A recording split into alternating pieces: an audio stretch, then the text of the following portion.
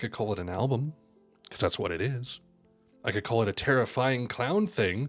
Reg, why do you do this to us? Why do you like to make us feel this way?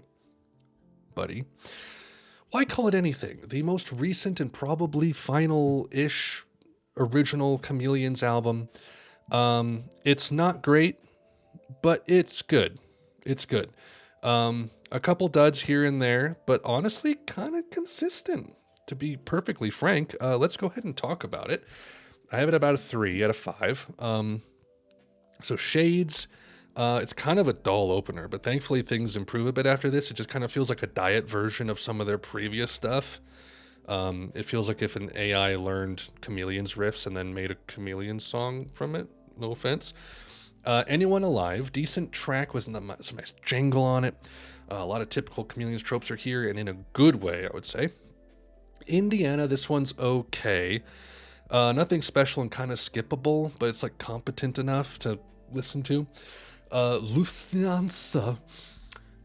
Very familiar guitar riff here because I realized it's almost exactly Truman Sleeps by Philip Glass. Go listen to Truman Sleeps by Philip Glass, and then go listen to the Fringe theme by J.J. Abrams, which I actually just started watching Fringe. Very interesting show. And then listen to Lufthansa, and it's like all the exact same chords and melody. It's why do people keep doing this? However, the track is nice and washy with like a decent chorus. It's not bad. And I keep on falling on me. Truth isn't truth anymore. I've got to give this track credit for its uncomfortable composition and like crazy chord work that's like rising and falling and modulating. However, it's a bit too long and just kind of dense for my taste, I think. All around it's kind of schmaltzy, but I like the like optimistic tone of this track, and it's like, again, nice to hear acoustic guitar from them. I like when they try to be a little more warm. Like some of their cold stuff is really nice and cool, but if it's like cold and aggressive post-punk, not always fully my thing. The warmer stuff from Chameleons I really resonate with. Dangerous Land. Not necessarily a favorite, but the guitar riffs are pretty cool, and the rise to the end is cool as well. Music in the Womb is a fascinating track. Like the mix is dense, and like the lyrics are strange and compelling. It's just really interesting. Miracles and Wonders. What is with 80s bands having these like 90s and aughts comebacks that decide to like do things like this? Is like New Order.